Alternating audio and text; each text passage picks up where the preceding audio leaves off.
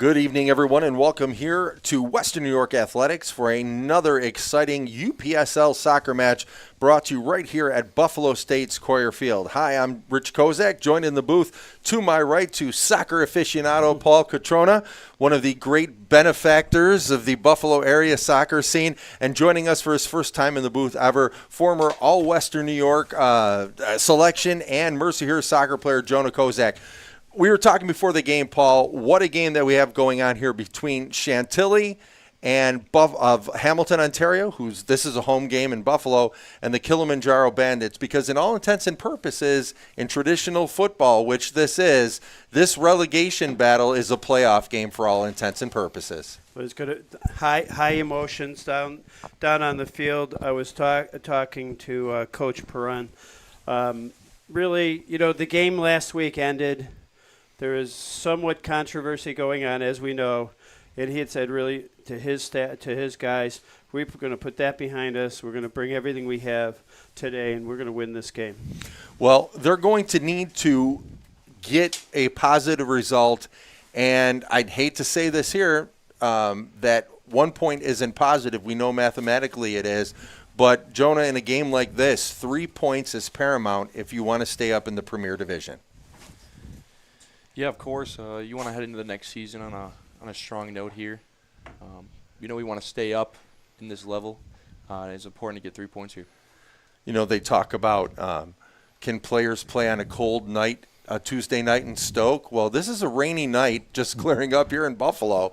So this is definitely playing for the love of the game. So it looks as if Kilimanjaro has won the kickoff. They'll go right to left, and now in all royal blue and Red Sox going right to left on your iPhone, your iPad, your streaming device. The home Chantilly Forever FC in their white shirts, red shorts, Red Sox, and they'll be going left to right. Now, Shane Mazgeris, our center referee, sends them off, and Kilimanjaro gets it right back. From midfield, they'll try to set up in the back. Kilimanjaro, they have only one win this year, and that win came in the first game of the season, first match of the season, against the local Sahara Gunners, and that was when they had coach Giovanni Cambereri from Italy.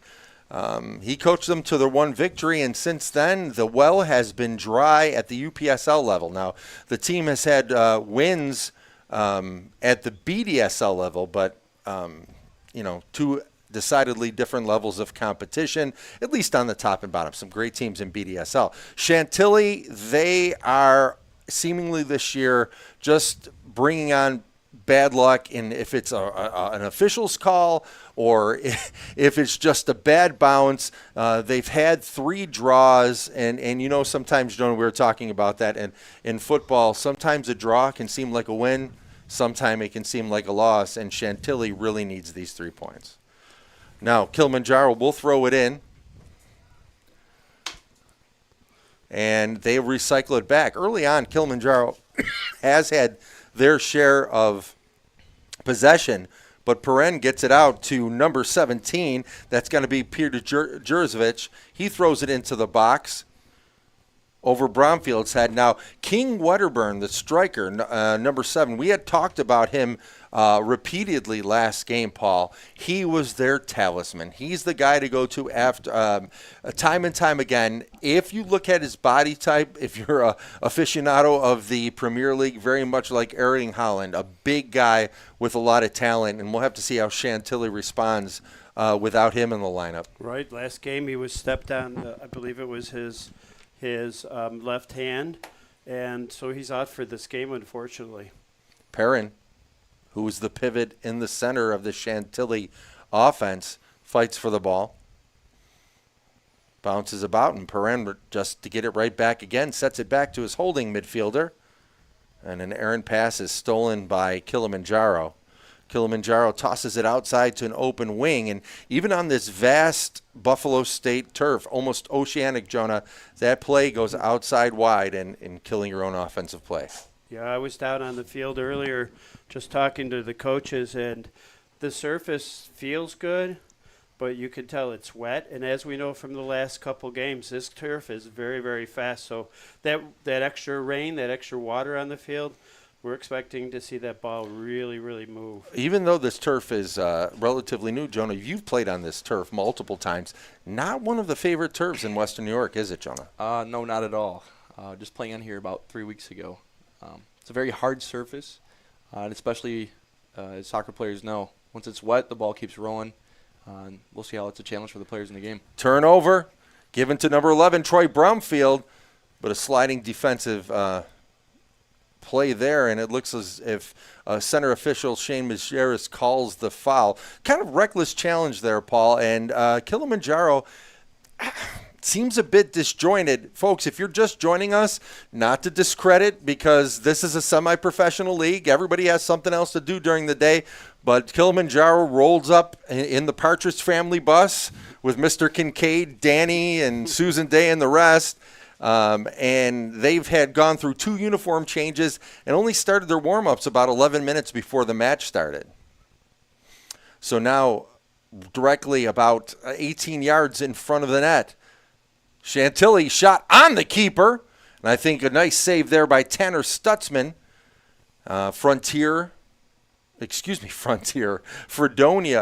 SUNY Fredonia keeper, and he parries that out, but it's going to be the first corner for Chantilly. Looks like Abdullah will be taking this, stepping out the prerequisite 3 steps, raises both hands.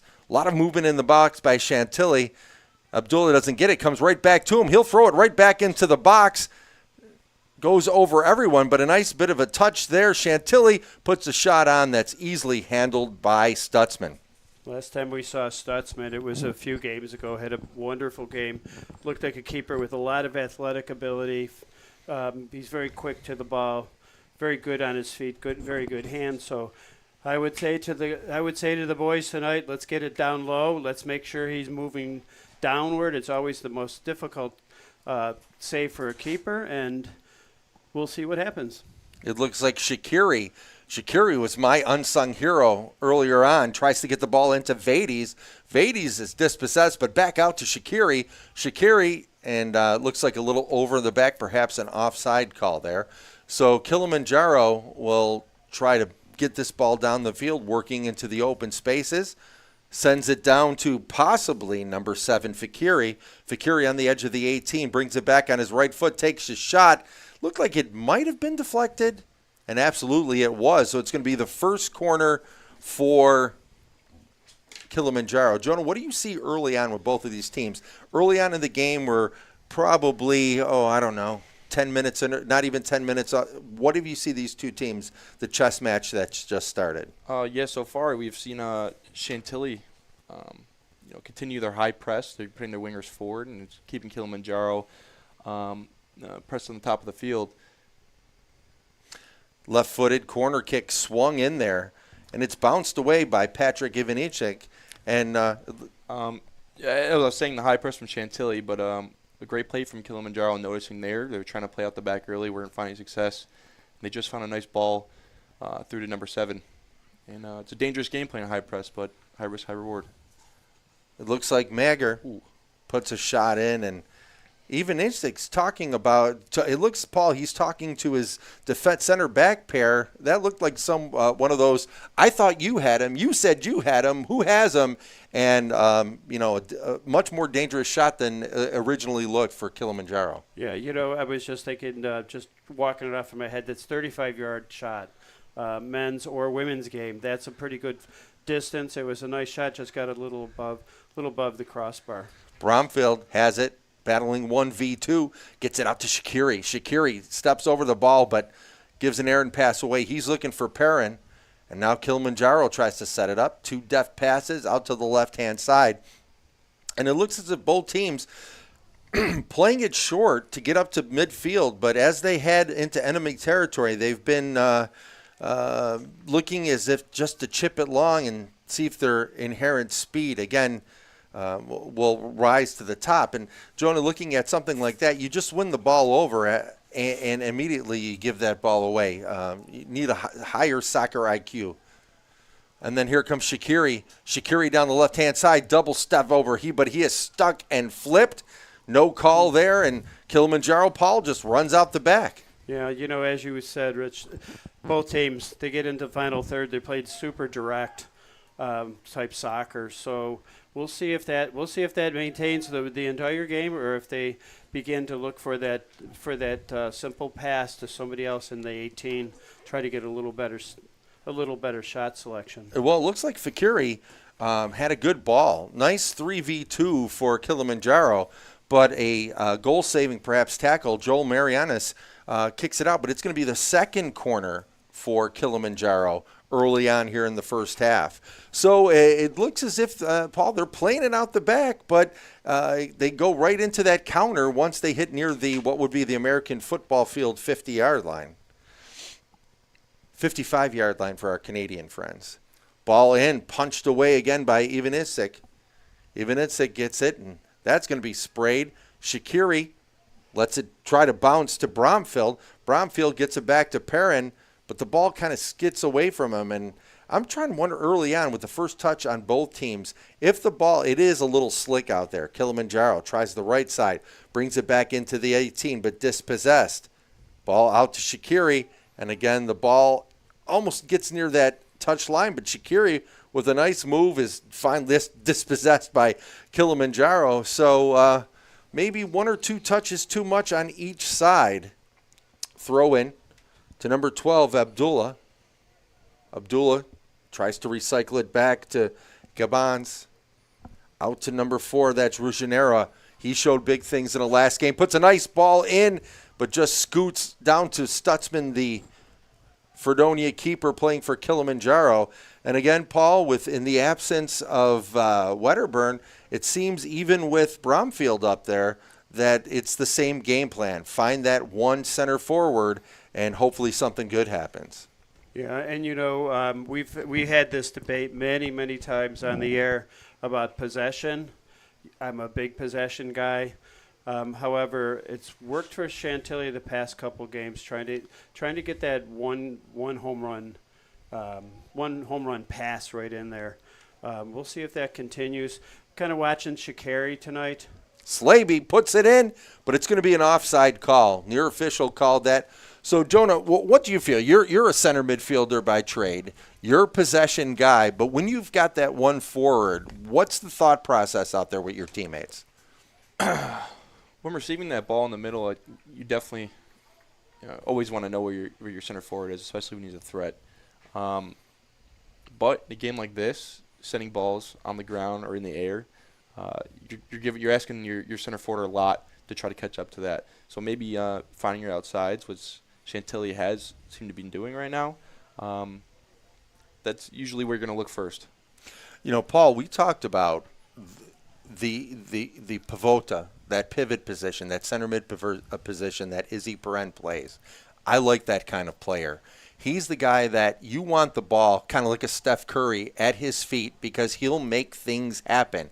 He's athletic, runs the ball down, but what great vision. We talked about in the last game, the scanning he does, and right here it seems like they're playing through him to get to Bromfield, and we'll see if there's any success with that. Right, and I guess that's the point I'm making. I'd like to see that ball on Perrin's feet.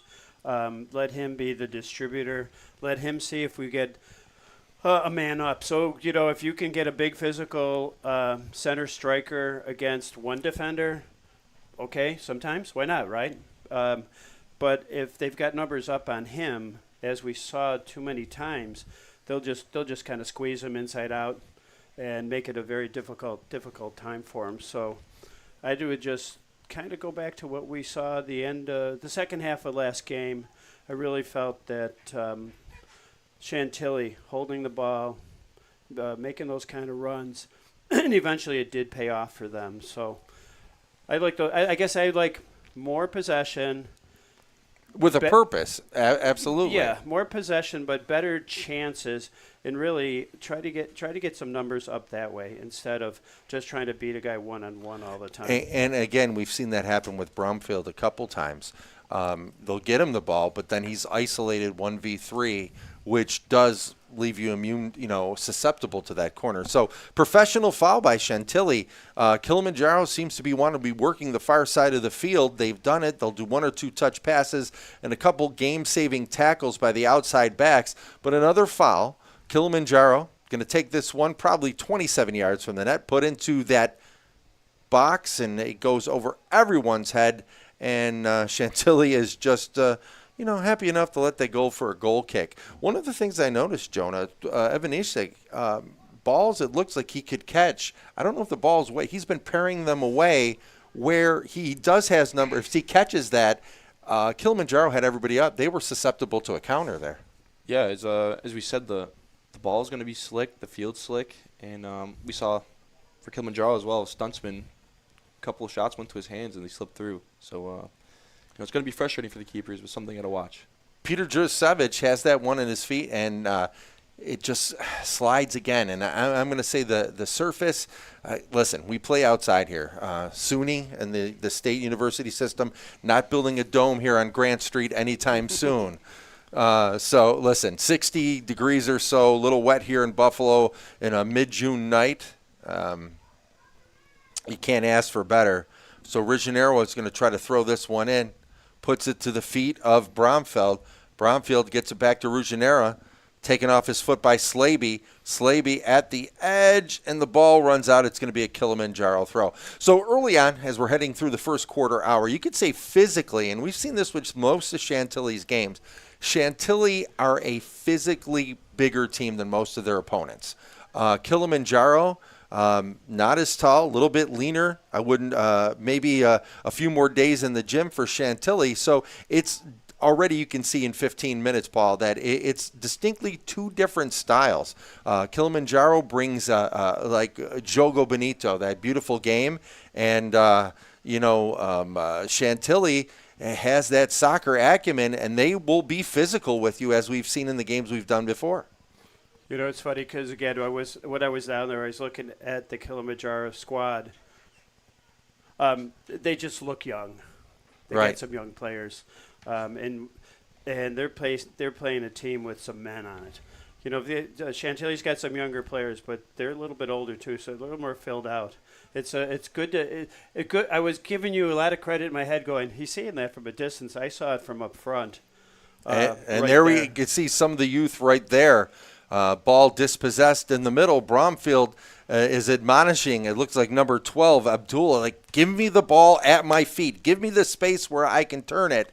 And again, for those of you who just joined us, this is a huge game. If you look at the standings for the irregular American sporting fan, perhaps they're thinking, are Chantilly and Kilimanjaro playing for a first-round draft choice? But in traditional football divisions like we play in the UPSL, there's promotion relegation on the line right here, Paul. And this is a huge game already for next year where both of these teams are going to be standing. And and Chantilly feels they started off well, but they hit a time when they hit a lot of injuries, and since that point, they've never really had that full team out there. They're not 100% today, but this is about as close to their starters as they've had all year long since that injury bug started to get to them. So you know what? As you're saying, we're going to try to set the table for next year, and next year we'll have our guys back. We'll be full up again, and it's going to be a better year. It looks like Shaqiri tries to get it in. Ball deflected away from the money zone, out to the center backs. Ball again dispossessed by Kilimanjaro, who very nicely held defensively, and they're sliding over left and right very well. So Kilimanjaro, once they lose possession, they are becoming, Jonah, very organized in the back. Kilimanjaro gets it back again, out to number 11. Could be Abdullah Hussein. Jonah, go ahead. No, as we see here from Kilimanjaro, another long shot, and I don't know. You look at the long shot, and I really wouldn't. Kilimanjaro, for those of us here trying to struggle with the numbers, this is their second incarnation of uniforms out there. They started in red, turned to yellow. Now they're in royal blue. We have no idea what numbers are which. But one of the things, Paul, that I saw there is, again, I love playing the half space. And number 10, who took that long shot for Kilimanjaro, he had options to slot that ball in. He's got quick runners. And, you'll get that one goal out of 100. As a coach, I'm not a fan of, sometimes, hey, take a shot, get it on frame, depending on what part of the score, what the score is. But it's a highlight because it's a 1 out of 100 play. And what you just said, you have to get it on frame. So then you're going to, if you can get 1 or 2 on frame, maybe early, the defense then is going to have to respect that. They'll move up and open up, there'll be open space beyond that then. But if you continually do it and the ball is high enough to get a 3-point field goal in American football, they're going to let you do that all day long. All those long shots by Kilimanjaro were closer to getting a transfer on the Metro NFTA bus on Grant Street than they were the actual frame. It looks nice. It's great. But, Jonah, we've talked about that. You work so hard to get possession, and then you're just launching 40-yarders. If it goes in, it goes viral. But that doesn't happen often, Jonah.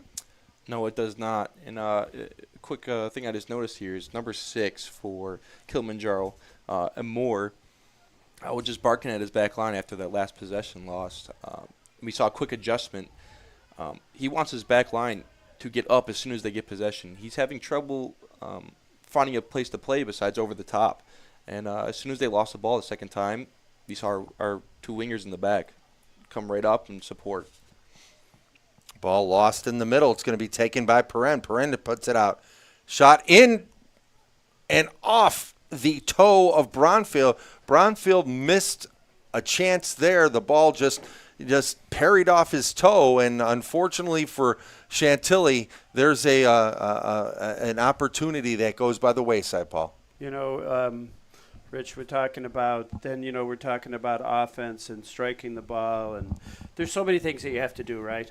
One of the things that I've always talk about is, can you just keep the ball and that through ball on the ground? It's hard for a striker. He's at about a 45-degree angle. The ball's up in the air. Now he's got to get his leg up. Now he's on one leg. If you just keep that ball on the ground, he's either going to run into space and have a good shot, or he's going to be able to stop it and then maybe slide it to somebody else. But just that extra second that we saw, the ball in the air, maybe it bounced a little. This surface is hard. It just throws off the timing for the forward. Ivanisic puts it down, but Bromfield is just trotting back. But now he brings himself onside, takes a shot just wide. Well, I got fooled there. I thought that was going. Well, I think it's our angle here. Hey, you know what? While we got a little wait until Stutzman gets that ball, I know you don't like us bringing attention to us, but Father's Day, we're on the cusp of Father's Day. That's right. And I want to say early happy Father's Day because I read online your daughter, Chrisma, is on the cusp of the overall FC Buffalo career scoring leader in only her second year. Yeah, well, it's been 3 years, thankfully. But yes, thank you very much. She's had a lot of opportunity. They're a great organization. Can't say enough about the organization taking a chance in playing a high-level game in Buffalo. And to all the other young women that are out there, Buffalo is just stocked with great young female players. So anybody who loves soccer, if you're driving by Williamsville, I believe on Thursday night at 7 o'clock, I'll give them a little plug there. Plug there. FC Buffalo will be playing FC Berlin.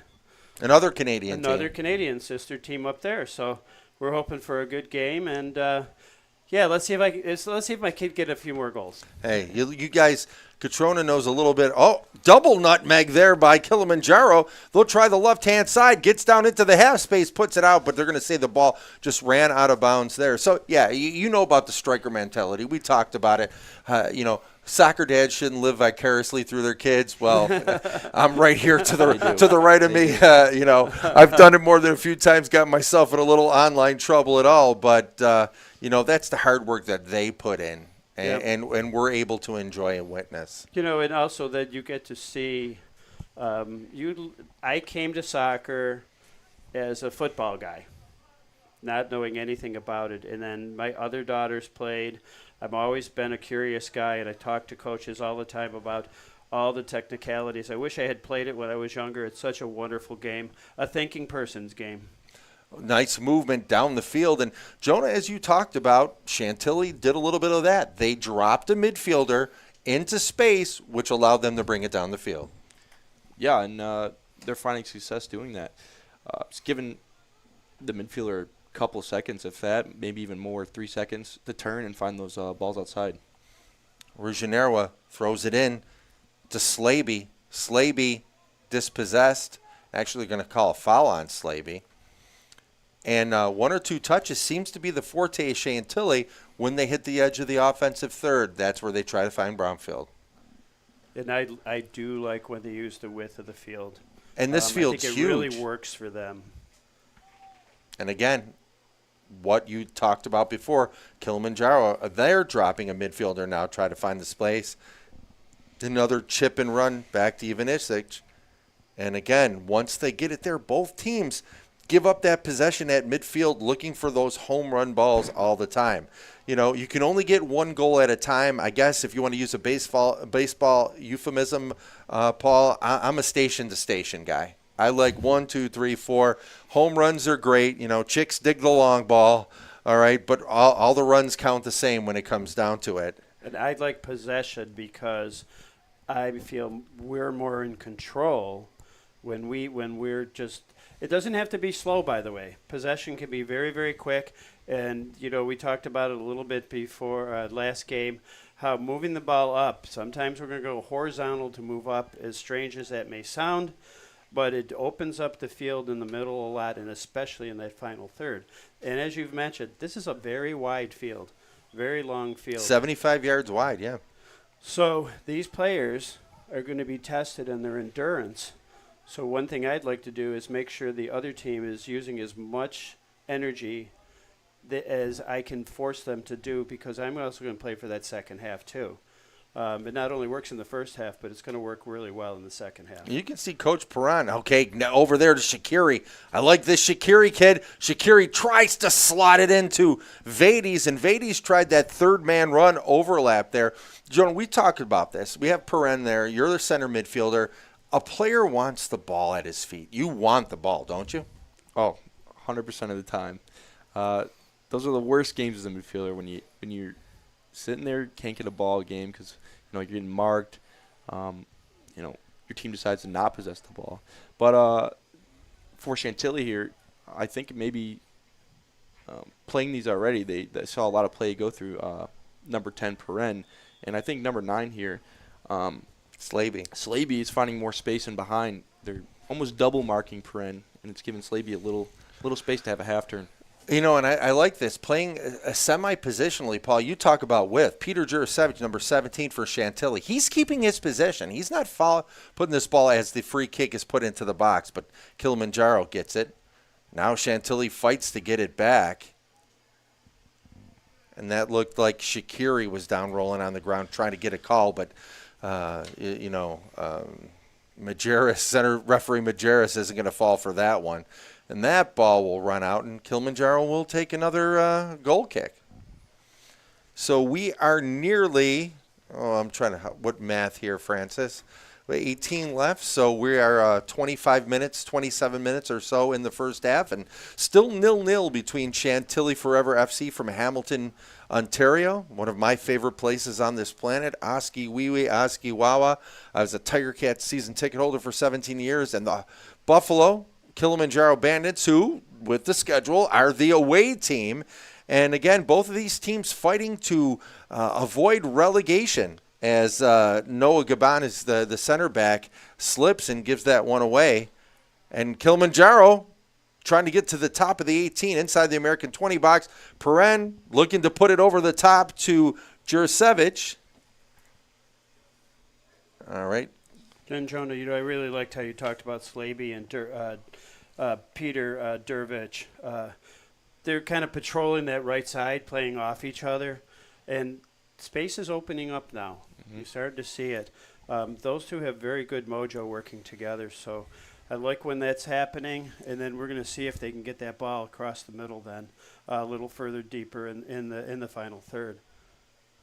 That's and a nice dispossession there by Ruggiero. Tries to get in the box, but again, if you look at the setup there as Slaby is knocked over, and there's going to be a call, it's going to be a free kick, and Chantilly, much to the chagrin of Noah Gabanis, he wanted to play it quick. He had numbers up in the box, but Slaby holds him up. And again, Jonah, with the big guys that they have in the box, what is Slaby trying to do right here as Kilimanjaro moves and holds their line out just outside the 18? You're going to see he's going to try to float one back post. Didn't go as far as he wanted it to.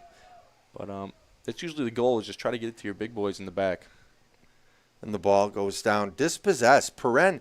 Give Perrin, and you could see Perrin is not happy there, Paul. What do I have to do? The ball didn't go, the delivery, the service wasn't there, but who's the first guy back to stop the transition? Perrin. Izzy Perrin. I know, another coach's kid. They don't want us talking about that stuff because, but sometimes, the coach's kid, we've had a few car rides. We've gone over some film. We watch every Saturday and Sunday morning. And, he's in the center midfield as the ball is just crossed, and it's going to be a throw-in for Kilimanjaro. It's been no secret. I've really liked Perrin's game. Every time I see him, he's a ball magnet. He knows what to do. He's skilled with both feet, which I always dig. Like when players can work their left foot or right foot either way and equally, they'd be just more dangerous. So I'll give him a tip of the hat. I know he's the coach, his young man, but no extra favors from Coach Perrin for player Perrin. He's earned everything on the field. Slaby tripped up again, so he'll hold it as Chantilly takes the free kick after the foul. Ball tried to be put into Bromfeld, but again, sometimes you hear Johan Cruyff said it, and then Pep picked up on that one. A lot of times, and we look back to youth football. Boot it, kick it. They're at Frontier High School where I coach, 2 swear words. Number 1, boot it. Number 2, St. Francis. All right? All right. Okay? But the quicker the ball goes up, usually the ball's going to come back. Yes. To your point, I'm starting to count the defenders that are on Bromfield. So we know Kilimanjaro's seen the film. Right. Oh, we see a keeper down. Yeah, so it looks like Stutzman, I don't know if on the last goal kick or what happened, but he's definitely in some discomfort, and he's trying to stretch things out here, and that could not be worse for Kilimanjaro because Stutzman, you already know from the lone win that Kilimanjaro has, he's athletic, but early on it just looks like a cramp there. Hopefully just a cramp. Finish your thought. So my point was, it looks like, I can get Bromfield because the players around him might be a little shorter, but it's going to take the perfect pass. So can we do that 100 times this game and come up with a goal or two and walk away with a 1-0, 2-1 game? Maybe, but it's all about percentages, right? So right. When we're seeing that, I'm going, look at the midfield. There's so much space behind Slaby. there. Well, Joni, you were talking about Slaby has space. Shaqiri has space. Peter Jurcevic, he has space. And now you're seeing a lot of inverted fullback stuff with Ruggiero. They have numbers up top. Why give it up there? Work it around. Kilimanjaro already has had to talk amongst themselves to set up their back line. All right. And now there is space. So now you got a little break, Jonah. All right, you've had different style of coaches. You've been a captain yourself. What's going on? What's Coach Perrin telling him in this unscheduled break? What are the coaches talking about down there? I think he's telling them it's there. We see Chantilly control most of the possession. I'd say about 60-40 right now. Yeah, and I think he's telling them Kilimanjaro's on the ropes. He's telling Slaby and Perrin that they just got to find that next pass, that key pass that's going to give them the extra space. That's where the goals are going to come from. And I think he's going to drill that home and let his midfielders know they have the turn, they have the next pass. It's just finding the right one. Yeah, and I was thinking about we've watched Bromfield a number of times this year. He does have a very good knack. And it's my personal slang. I just call it getting inside of a player, so I can get the ball to my feet and go goal without, beat. In other words, you're going to beat that player going to goal. Now you got a one on nothing really with the keeper. I'd like to see a little more of that because he is a strong player. So kind of if you're a basketball fan, you're putting yourself leg out a little bit. You're going to get that guy behind you because I've got nothing but green space. I'd like to see those guys team up now and use that body like that. He's got a very good shot. He's got a high percentage of goals for his shots. Yeah, we'll talk once the offense gets down again. I'll finish your thought there. After that delay for the it looked like a cramp to Stutzman. And, it must have been something on the stretch because it's a very cool night in Buffalo. And, again, another professional foul as Bromfield is taken right down to the turf, and Perrin will set it up right on the midfield stripe. You're talking about the different styles of offensive players, and if you go back to this weekend's Champions League final in Istanbul, that's something Thierry Henry talked in postgame with Erling Haaland about his ability to make different styles of run. He has that left-sided run down. He said if he could get that right side run down where you're constantly looking for space, he'll be even more dangerous, and he perhaps is the most dangerous striker on the planet right now. And to which Harlan said, listen, Thierry Henry, you're one of the greatest of all time. I'm only 22. I'm still learning this game. And that's exactly 22. What it is. Amazing, right? Amazing. And then you look here, to say same thing, Bromfield shows a lot of traits and a lot of body size of Romelu Lukaku, who did not have as much luck in the Champions final, Jonah. Yeah, very interesting game. Didn't go the way I expected, as Man City has been seen in the past to put the play through Haaland. But I guess that's all about adjusting, and that's something maybe Chantilly can look at. Yeah, and I think they will, because I think if you looked over to Coach Perrin, he used that unscheduled break as a coaching opportunity. And with less than a quarter of an hour remaining here in a 0-0 first half at Buffalo State's Coyer Field, relegation promotion on the line in the UPSL here, as Shaqiri gets it on the left-hand side.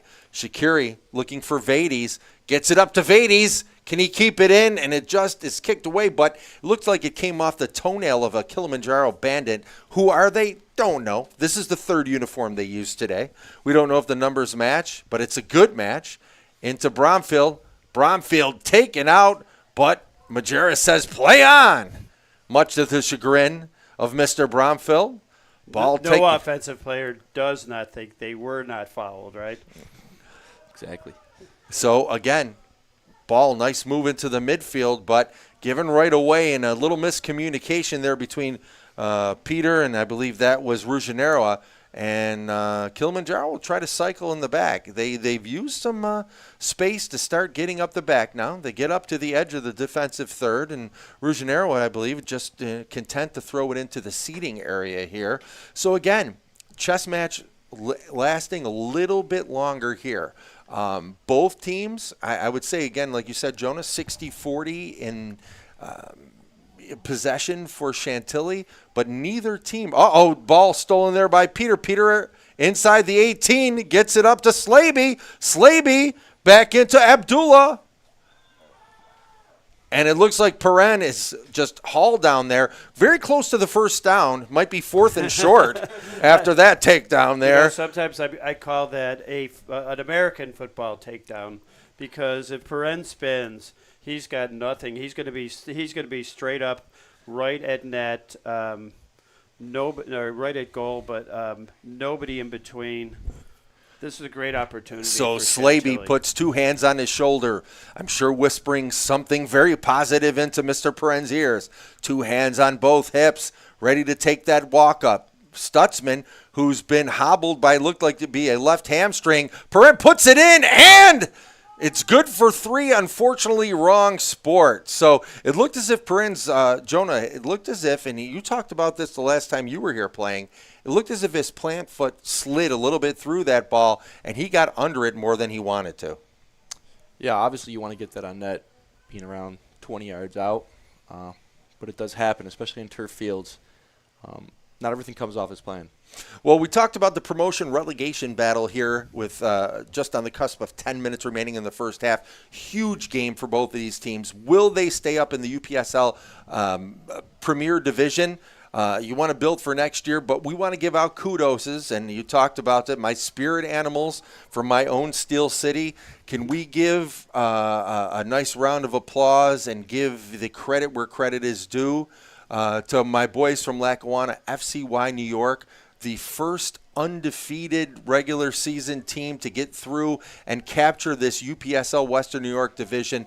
I cannot give high enough marks to everything that Nabil and Taha and Coach Hesh are doing out there. I mean, we have Whitman Hernandez. He's just been on a scoring streak. He definitely has the Midas touch this year as the ball is intercepted. And again, it looks as if Kilimanjaro, with a nice deft step, will be coming up the field, back out to number 7. Who is he? Don't know. Tries to slot it in. And Jonah, it looks as if they've moved number 7 out from the left, and he's playing an attacking midfield now. Yeah, I had it written down in my notes. It seems like number 7, 16, and 17 on the left side for Kilimanjaro. Number 7 starting out at left wing. They seem to be cycling through here. I don't know if that's a tactic of some sort, but they seem to be organized on defense, so I think it should be fine. But early on, I wrote down in my notes here that they were having success up the left side, even though they were constantly going up the right side. They were having success on those through balls on the left side to number 7 on Kilimanjaro, Fakiri. But yeah, just something to point out here is that their left side almost seems disorganized in an organized way. And again, this is one of those. I love it. And you've played in enough games like that, especially. I know Kilimanjaro. One of the earlier pieces of disconnect they had with their team is they felt they didn't practice enough. You play in the BDSL league. It's almost it's a shame if you practice at all. But these guys want to play at a higher level, probably collegiately, and that communication and that organization comes from practice. If you don't have it, it's a little tough. And Paul, one of the things I wanted to talk about too, they're talking about the big game, right? Both teams are trying to hit these 50-yard bombs, but where have we seen the play break down? In the 5-foot passes. The 5-foot passes have given up possession or thwarted your own offensive attack. Folks, there's the game right there. The repetitions that's why you rondo. That's why you cycle the ball. That's why you work on that first touch. Kilimanjaro breaks the back line, breaks the middle line, tries to get it to the midfield, where they'll promptly get it back to the holding midfielder. Ball spins, tries to get it in. One touch back out to the right side. Ball again dispossessed by Shaqiri. Shaqiri has that motor working. And again, Kilimanjaro unable to break into that edge of the final third. But a nice first touch, ball into the middle. Again, Kilimanjaro gets it back again. Try to chip it out to the left-hand side. Ball onside and cleared. I believe that's by number 4, Ruggiero. And Paul Ruggiero, he covers a lot of distance. He's one of those inverted fullbacks. He's, once he has that outside back position, he joins the offensive fray as another outside back. He's making repeated 70-yard runs back and forth. Those are the players that really, really, it seems obvious, right? They're in great shape. But they're a speed player. They're usually a very technical player. He's doing a great job tonight. Here we go. Kilimanjaro with just a bit over 6 minutes left in regulation time. We'll see if center official Shane Majerus adds any stoppage time. We probably had 3 or 4 minutes of stoppage time with the cramp to keeper Stutzman as Kilimanjaro gets the ball right back. Slaby dispossessed. Ball out to 7 in the middle. Gets it outside to 11. Kilimanjaro keeps it again. One touch, a little bit too much. And the ball, a first touch fail to Bromfeld. Bromfeld has numbers. Shaqiri streaking on the left-hand side, going to get it out to Peter. Peter has it. He's on the edge of the 18, tries to put it into the half space. But again, Jonah, it seems like players on both teams and multiple players just having trouble with this surface, getting under the ball and giving service at all on either team. Yeah, that first touch that sets you up for success going into the final third, it's just not happening. But great play there by what's his name? Slaby to get that ball outside. He noticed where the space was, took it. Unfortunately, just not the greatest touch. And here come on the attack. Up to Bromfield and just a touch behind him. But that goes to Peter. Shot on and just over the crossbar. And that something almost came out of nothing there. And a good move there. It looked like Vades came up from his left back position, broke the line, broke into the midfield. It's one of those where you're like, wow, I'm still going. I'm still going. Tried to get it to Bromfield. We talked about that 5-foot pass behind him. But as the Kilimanjaro Bandits were ball watching, goes through that slot right to Peter Jurcic. And I think if Jurcic, when he watches this later on the ride up to Queen E, he had a little bit more time there. Maybe could have took 10 more feet or so. He could have come there. I'd like to see him go direct hit goal because I think that would have probably freed up Bromfield on the backside also. But they would have had to bring the keeper out to that angle, and that would open up that backside. Look at Ruggiero track back, but one-on-one, still with number 11 for Kilimanjaro, and that back pass is dispossessed. That goes out to Vades. Vades gives up a shot, and again, Kilimanjaro, right? They had 4-on-3. Number advantage. We're talking about numeric superiority. What did they do? 37-yard shot. You had number 11. You had number 7 there. Guys that just make that slot into the half space. There's no way you can numerically cover that. And what happens? That nice shot. Hey, take a shot. Hit it. Do it. Another goal kick. Right. I used to keep stats for one team about unforced turnovers. And it's amazing how many times the players will have an unforced turnover. But they're so costly, though. Just like in this situation, you finally had numbers up. Kudos to the defense on Chantilly, playing really nice, really good form. They don't get out of position often, but there was an opportunity for Kilimanjaro to take advantage of. And who else but Perrin has that again? Tries to make a step, get it into Bromfield. Bromfield battling one-on-one. He takes a tumble, maybe tried to sell that a little bit, but here comes Vades again. Vades gets it into Shaqiri. Shaqiri on the outside to Bromfield, but a sliding Stutzman, rather alliteratively, I try to say that. And Stutzman right there, that's a veteran keeper. Yep. He's putting a little attack the ball, get it, and now take a little time. All right? Chantilly's had the better part of play for the last 5 minutes or so. Stutzman, dispossessed Chantilly. Shot, Ivanicic with the save. Little defensive miscommunication with Chantilly. I believe that was Vades that gave that one up. But now Kilimanjaro has it, but Slaby back again, who tracked back. And it's getting a little hot and heavy here with just about 2 minutes of regulation time remaining here in a 0-0 first half. Relegation promotion on the line here in Buffalo, New York. High shot on Ivanicic, and it goes over. And wow, that was a lot closer. Looked like, I don't know if that was 11. We don't know who's wearing these Kilimanjaro jerseys. But offsides. But what a nice thought, though, right? We thought that ball was really going to just carry out and go past the end line.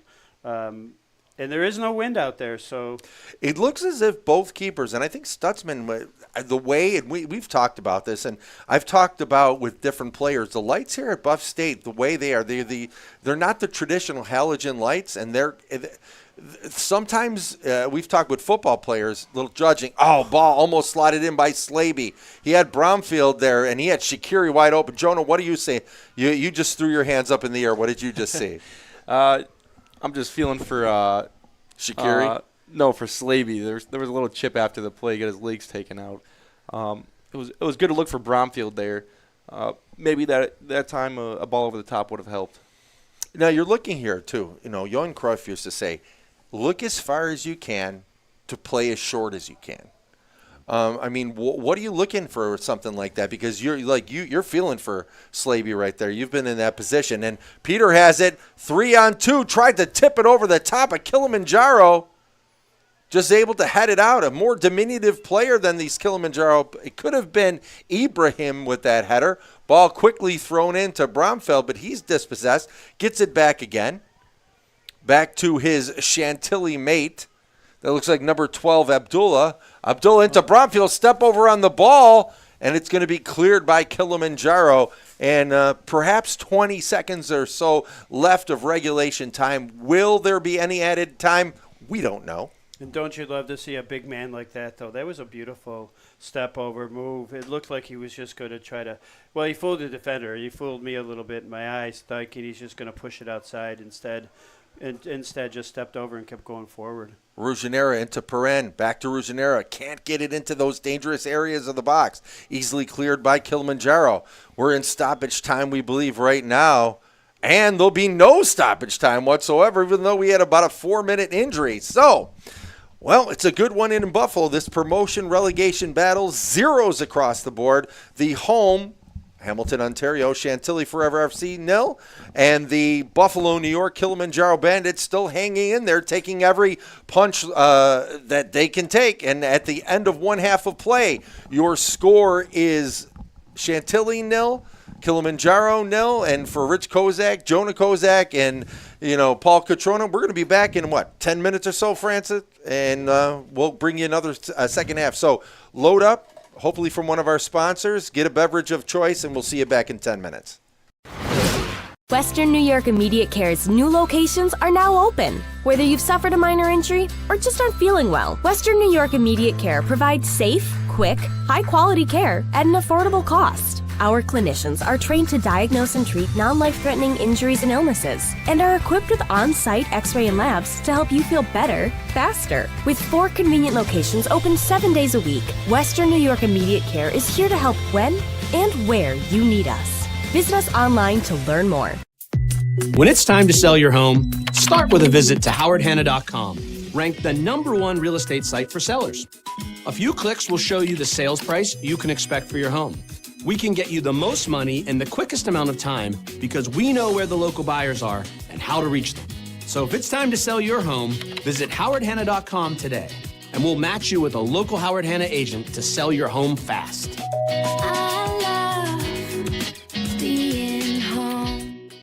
If you've been injured in an auto accident, large or small, call 681-4088. RES Physical Medicine and Rehab right away. If you are in pain or just sore, don't take chances. Call RES today and take advantage of their 24 to 48-hour appointment pledge. With no copays, RES will help navigate the confusing world of no-fault insurance with you, so you can concentrate on getting better.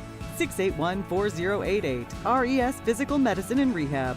The most important call you can make after an auto accident. 300 Level Media is a locally owned and operated multi-purpose media company right here in Western New York.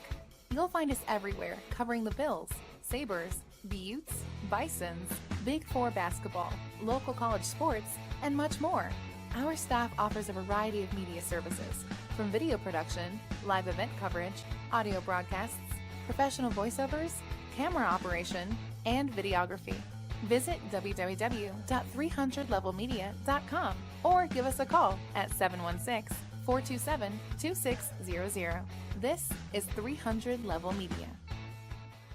Do you insure a lot of businesses? Yes, we do. How about restaurants? We got a bunch. Do you cover property damage? Yes, we do. How about my equipment? Covered. How about sewer backup? We got it. What if my cook gets hurt? They're covered. Foodborne illnesses? Covered. What if my party tent goes down? Covered under property damage. And you say this is all under one policy? One policy. When do I pay? Once a month. Just one time? Just one. Is there anything you don't cover? What's your record for consecutive questions asked? 31. Tables. We don't do tables. Gotta love Buffalo. For all your insurance questions, call the Wolf at 835-WOLF.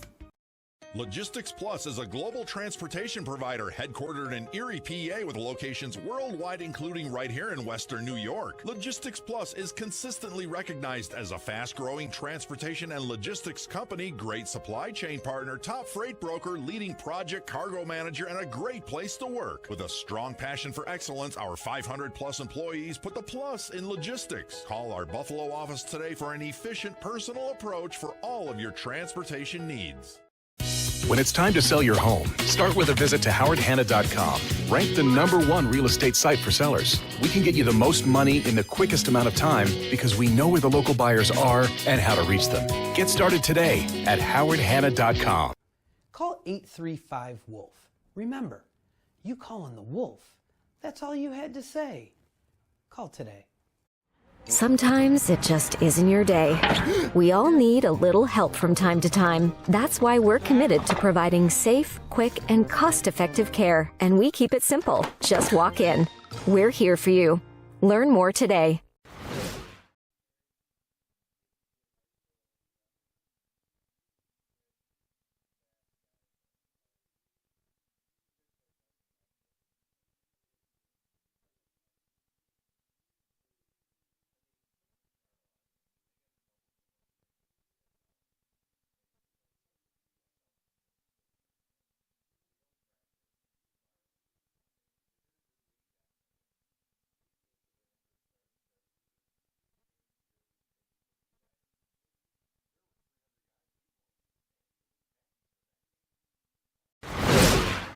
Sometimes it just isn't your day. We all need a little help from time to time. That's why we're committed to providing safe, quick, and cost-effective care. And we keep it simple. Just walk in. We're here for you. Learn more today.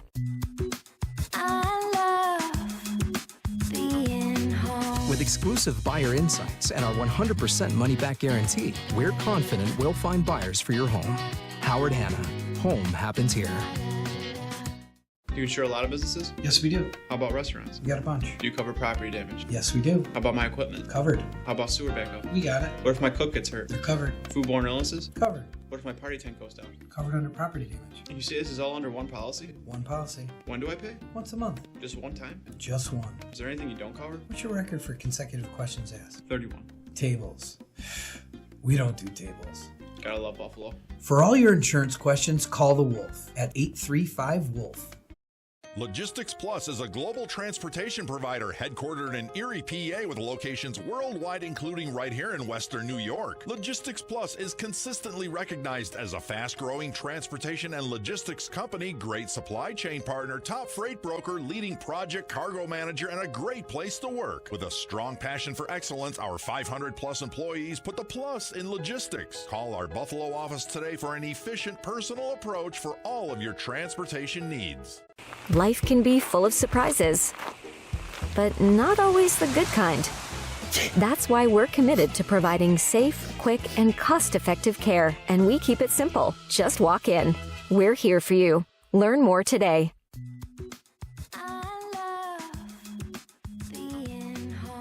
We realize now more than ever is the perfect time to have the perfect house. We're confident we'll find your dream home. Howard Hanna. Home happens here.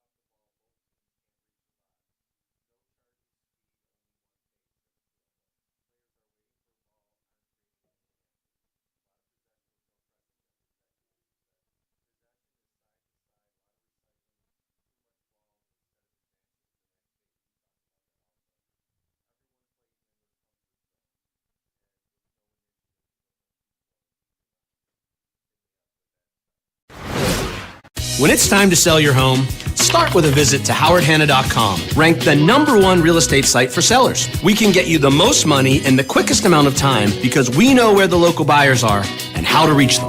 Get started today at howardhanna.com.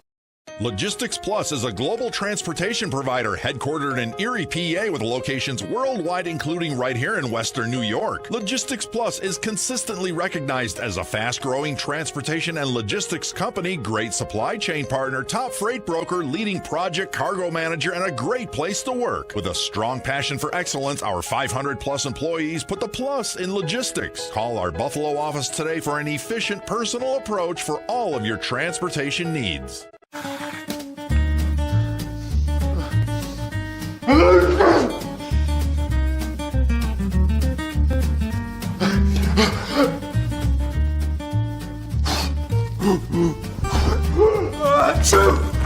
Avoiding care can lead to worse problems. Don't delay care. We're here for you. Western New York Immediate Care provides quick, quality care for non-emergent injuries and illnesses. Go to WNYimmediatecare.com for more information.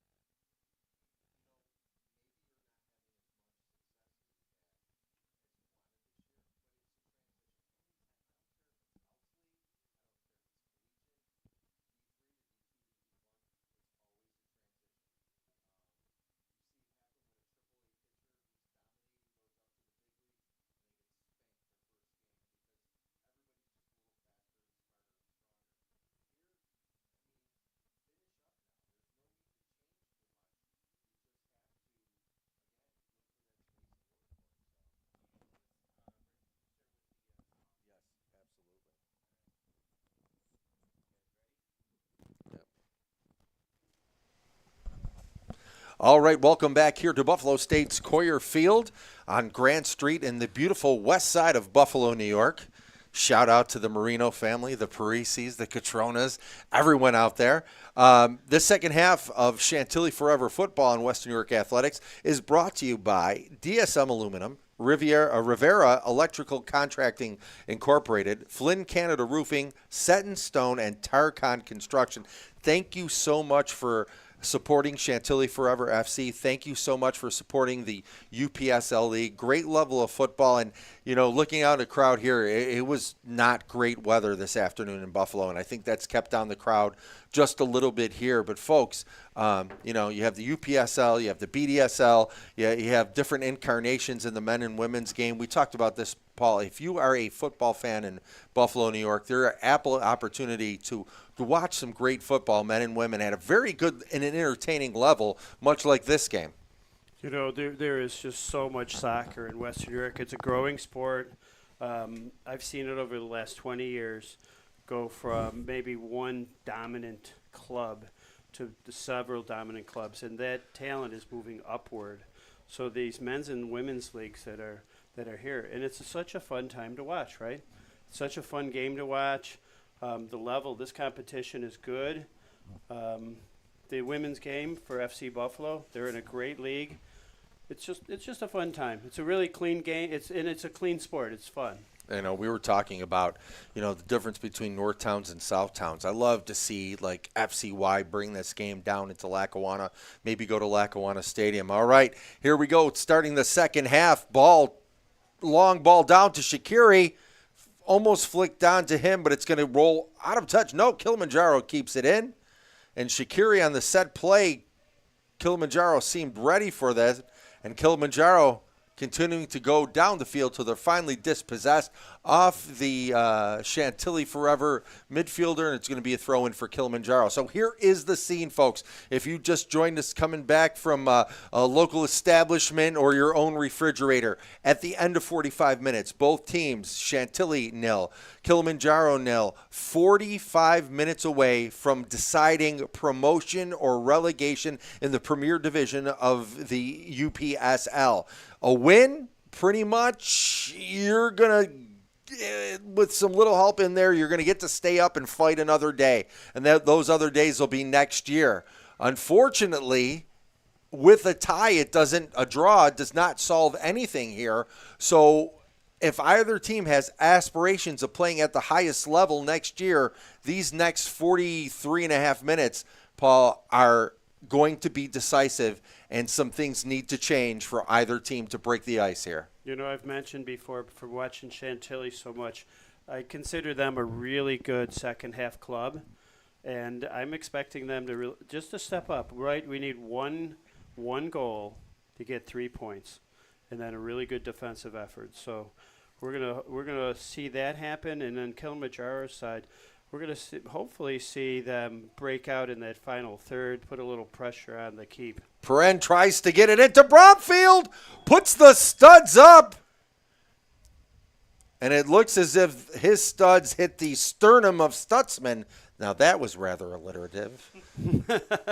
All right, and it looks like Bromfield hit his coccyx on the way down, and yeah, he's like Ric Flair coming off the top rope at Maple Leaf Gardens. Maybe selling this a little one, and that's something you do too for the referee. Yeah, show how much you got knocked up. Maybe on the next one, give me a little. Give him a little pass though. Dangerous for the keep, dangerous for the striker. But what I loved is both of them going for that ball. That showed some bravery there. Jonah Perrin, number 10 for Chantilly. He moved out to the left there. Found himself some space, and that was a nicely placed ball. It was 5 or 6 inches from being in the back of the net for Chantilly. Yeah, Perrin wants to find some space where he can, have some time to make a good decision with the ball. Right there, good ball. Keeper was, tentative off his line, but I think keep finding balls like that and keep looking to distribute play. If the play does not change, and we've talked about this at halftime, I wish we could do a halftime show because we were talking about what both teams need to do. We talked about how it's been one pace two distinctive paces for each team, but one pace for both of these teams. So what does that mean?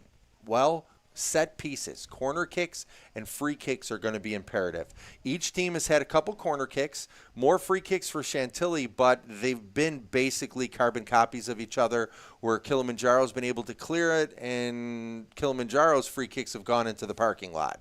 So in a game that means as much as this one for promotion and relegation, maybe pull out one of those set pieces you've been working on the training ground. A little surprise element. Ball through to the speedy number 7, out to Ivanishik, who puts one into the Buffalo air. Flicked on, tried to find Shaqiri, and the ball comes quickly right back. You know, I've talked about this with the members of the FCY team, and they call these games recoil games. And, Jonah, you talked about that. You're in the midfield, and balls are just in rainbow arcs back and forth over your head. And it's one of the more infuriating games to play in. Yeah, for sure. In adding that, you talked about pace of the game, playing at one pace. Both teams playing at one pace, and it's very fast. Playing with more pace could sometimes mean slowing the game down, and letting the ball be the pace of the game. And I think Chantilly is really finding success in the start of the second half by letting the ball do the work. And again, ball doing the work there. Shot on! And just wide. It looked as if Slaby took a shot from about 20. Built up there, Paul, coming back and forth. And again, it looks like if there's a little bit more overlapping, a little less stationary, and definitely both outside backs are becoming offensive factors just 5 minutes in. Trying to get some numbers up, and love the shot by Slaby. I know he's got it off the top of his foot. That was a beautifully placed ball. Probably missed that upper right by maybe a half a yard. A little play out the back by Kilimanjaro, and just that little bit of pressure by Shaqiri caused a faux pas in the middle, and Chantilly gets it back. Again, Slaby out to Ruggiero. Oh, and his first touch failed him, and here comes Kilimanjaro. Breakneck speed, but numbers back for Chantilly. Chantilly holds them up, and now defense can get their line set up as Kilimanjaro gets it back into an open midfield. Now Kilimanjaro pensively trying to set that one up, playing back. But again, we talked about this possession, Paul. Both teams content to go side to side, and there's been no decisive dagger to get that ball into those dangerous spaces in the offensive third. Ball. Just go ahead, I Paul. always say, what is the most difficult thing about this sport is that final third. The net is huge, but it seems to shrink once you start getting into the final third without a plan. Dispossessed, and inside the box, upended, no call by the center referee, and no call by the AR, and it looks as if it's going to be a corner. The game, it was a close one. If we're in the Premier League, short corner by Kilimanjaro. Nice move defensively, shot on, and it's going to be another corner kick. But, Jonah, you threw your hands up there. Multiple opportunities. Kilimanjaro, unmarked men in the box, had to slide it to what we call the money zone. And how many times have you seen a player take it at an impossible angle, that shot? Oh, many times in my career. It's good play to work it up the side like that, but obviously you want to look the pass first. Maybe we can't see his perspective. There was no one open for him, and he saw an opportunity, but now it's right-footed corner. Ivanishik pounds that one out, and Shaqiri content to ice it up to Bromfield. Bromfield can't control it, and now Kilimanjaro runs back and gets it, but Bromfield fights to get it back again, but here comes Kilimanjaro as Ivanishik. It's funny on that attack, like you were talking about, coming down the line. You could see the opening, but you said it exactly right. Did he see it? Mm-hmm. And he didn't. So he just saw that little short side. He thought he was going to probably pop it up and maybe get a little higher. It didn't work. So sometimes, as a fan, I'll get frustrated because I'm thinking just dish it out. You got two guys there. By sheer luck, the ball's going to get to them, right? Of course. But If you don't see it, you don't see it, and then you play on. Abdullah trying to set his mates, bring him in from the inside. Shaqiri moves Perrin outside. Ball chipped up into the box, onto Bromfield, and he flicks it to the keeper, Stutzman. And he'll slow this game down. So, one of the things I've noticed, and Chantilly had a decidedly longer, quote-unquote, warm-up than Kilimanjaro as the ball flings down the field. And again, another home run ball dispossessed. And what happens? Here comes Chantilly once again. Perrin looking to try to get the ball to Shaqiri. He does. Shaqiri has a step. 2 step overs. And they're going to call offside on that one. And Jonah, that's one perhaps. Doing that computation in his mind, just waited a half second too long to send off Shaqiri. I would like Perrin to. Well, the ball goes down. You said you like Perrin to what in that situation? So I would like Perrin to take a chance on net, maybe from that. I know we were talking down on taking further shots, but I don't think they're expecting a shot from him from 20, 30 yards out. He seems like a pass first kind of guy. Yeah, but he's having space there and he's finding the passes, but maybe take a shot on soon. Perrin keeps it in on the near side, puts that ball in, tries to find Bromfield, and it's going to be side-footed instep out to midfield. Ball bandied about. It's going to be taken by Slaby. Slaby tries to find Shaqiri. I got a soft spot for this Shaqiri kid. This kid works hard. Not the biggest kid on the field, but his soccer IQ, Paul, is off the charts. As the ball is put right back in, and Kilimanjaro wins the ball in the middle, gets it to the outside, and I mean, the punts, even Isaac just punting there, and, you're just giving away these opportunities in possession. I'd really like to see the keep just roll it up to a defender, roll it up to the mid, and just possess the ball and bring it up. Kilimanjaro can't penetrate the final third, and now Chantilly tries to put it out, and that's quickly headed away. It seems that both these teams don't want the ball back and forth. Looks more NBA style, and here comes into the half space. Kilimanjaro tries to bring it over to the left side, the right side, and it's going to be a penalty call there. Upended by number 2, Eric Vades, and we don't know who will be taking this penalty kick, but Kilimanjaro has missed important penalty kicks before. Had a chance to draw it all up against a powerful Syracuse team, but Jonah, you talked about this. It's an 8x24 net, only 12 yards away, and yet that can become as small as a postage stamp. For sure can. I've definitely missed my fair share in my life, but I think I'm still net positive in PK scored. First thing you want to do here is just you pick your spot and stick to it. No matter what the keeper does, pick your spot before you pick up that ball and put it on the so dash. Allegedly this is Amour puts it in, and a big save! Another missed kick, and another one off the bar, and another one parried wide! A double miss for the Bandits! Their 6 shooters misfire, and the Bandits come away with nothing! No soup for you, Bandits! Well, I was thinking, wow! Soccer gods are cruel. Keeper makes no doubt about it, but that ball's just sitting there. Just a little chip. No power, just a little chip, but instead a lot of power. Gets the ball up, hits the crossbar. Oh, my gosh. Wrong time, Jonah, to win the crossbar challenge, right? Yes, indeed.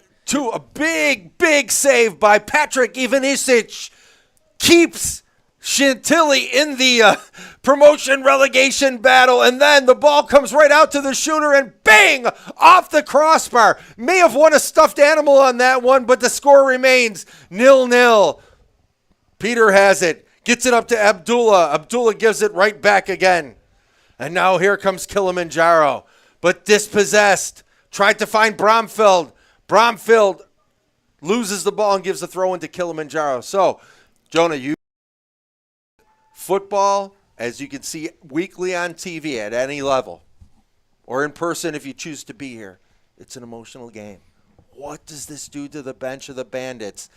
You think you're going to be up 1-0. All right, the goalie makes a great save, and then it goes off the crossbar. What happens to the level of fight and excitement on the Kilimanjaro side? I can't speak for every player in the world, but, a heartbreak like that, makes you want to be the guy that scores the next goal. So I think this fires up the Bandits a little bit. So be you the guy that look, wants you to look score. at it differently. Like, okay, that didn't go in. I want that ball now because I want to get it in there. I know we should be up 1-0. Yeah. I think it's important to stay positive as we got a Bandits player down on the field So here. flip it now, Chantilly. Is that going to give them an emotional boost, or is it just going to be, okay, we sidestepped that, let's keep going?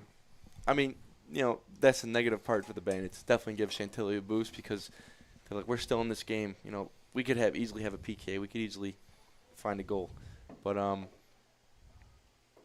think this game's gonna be a fight to the whistle. It's been a dogfight all game. We're about 13 minutes in a 0-0 match here in the second half at Buff State's Courier Field. Let's look at the first 10 minutes, gentlemen, where Chantilly had the better part of play in the first half. The Bandits have definitely been in the more dangerous areas 10 minutes on in the second half. And I think that's due to is we see a little maturity coming out for the Bandits here. Instead of getting the ball, sending the ball, attack, we've seen our wingers hold the play up and cycle the ball back and forth across the field and find some passes. Vades has it. Tries to beat his man 1v1. He does. Gets it out to Slaby. Slaby gets it back to Vades on the overlap. He just can't catch up with it. But he's going to fight for the ball still, and it looks as if it's going to be a throw for Chantilly. Well, I didn't finish the thought before we said it. Much longer warm-up for Chantilly.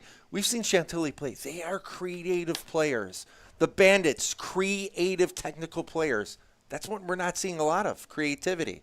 We're seeing a lot of blunt force trauma here where a little bit of technical work might be the difference. Perrin has it, fights for it, but it's going to be a goal kick for Chantilly. Well, I call these kind of games, again, my personal slang, just like a kickball game.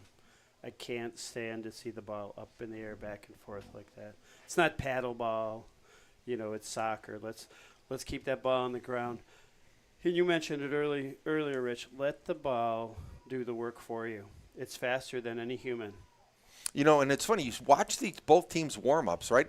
They're rondoing, they're playing possession. The ball never comes above anyone's knee. You get into the game, and it's barely below the light standards. So it's like you want to just do what you do best. Keep the ball at your feet. That's why you love to play this game. As Ruggiero puts it up, what happens? Easily intercepted. And the ball comes back for Kilimanjaro. Abdullah gets a foot on that one. It's going to be taken by Vades. Vades has it up the near side. Keeps it in touch. Gets it up to Shaqiri. Shaqiri 1v1. We'll see what the Kilimanjaro. Oh, and that was Shaqiri. I know he's trying to make something happen there, but it looked as, Jonah, the defensive player for Kilimanjaro was not really confident about turning with the ball and being able to get out. A little bit, ploy with your body, you can make something happen for yourself, but unfortunately, ball goes back to Kilimanjaro, who quickly and fast-paced takes it down the field. It's going to be recycled to Ivanišić. And one thing I've liked about Chantilly this half, though, they are using their speed. They're attacking the ball every opportunity they get. It hasn't worked for them quite the way they'd want it. But I do believe when you outwork a team, you will set yourself up for an opportunity. Nice move by Kilimanjaro to the top of the 18. Inside the box. Punched away by Ivanišić. Back out to Kilimanjaro. Takes his shot. And a nice save by Ivanišić. Patrick Ivanišić has been the man of the match. A double save on a penalty kick. And now two very dangerous balls parried away. Ball quickly put in by the Bandits. Put inside the 18. Ball flicked on. But it's going to be taken by Shaqiri, a nice deft move, who tries to get up to Bronfeld, who's all alone. But again, Jonah, you just talked about it. You were telling here with if you could see us in the booth. If you had a Kozak cam in the booth, you were telling Bronfeld to slow it down. Yep, slow it down, bring it back, spin, go find an opening, and that hurry up just. It didn't work. You can be fat, but have a plan of attack. Ball comes out. I think that's, Peter Jurisic has it. Oh, and you know what? Right now, I think you can see with Bromfield, and I don't know if they have another forward to put out there, but the big man, Troy Brumfeld, looks a little bit gassed out there. He's made run after run into Perrin. Perrin dispossessed, fights to get that ball back, but Kilimanjaro gets it right back again. 1v1 battle, and Ivanisevic puts it into Grant Street for a throw-in. Wow, it's starting to open up here. Perhaps that one goal, which is as precious as anyone could even imagine in this promotion relegation battle, that it might. You're looking for the other guy to make a mistake, Jonah.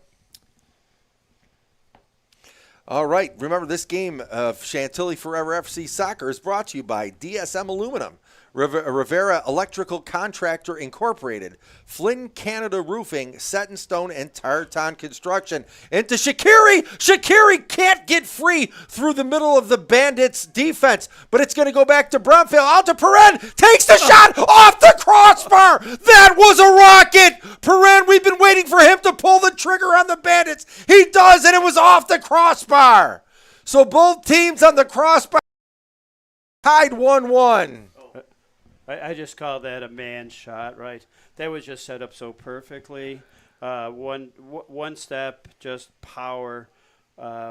Deserved better. Soccer gods, they're not always so nice. Listen, you can say one thing about Izzy Perrin. He is fit. All right? What's happening down there? No, Izzy Perrin just holding his head in his hands there. Obviously want to get away with the goal there, but what great technique to hit it there. Oh, there was no arc on that ball. 27 yards out. It was ever rising, but, it'll come from him. I feel it coming from him. And who deserves it better than it? What work? If we could put a tracker on him, this guy's probably run about 8 or 9 miles already this game. Ball put in, but it's going to go to Peter Ivanisevic. Ivanisevic has it. He takes a step to slow it down.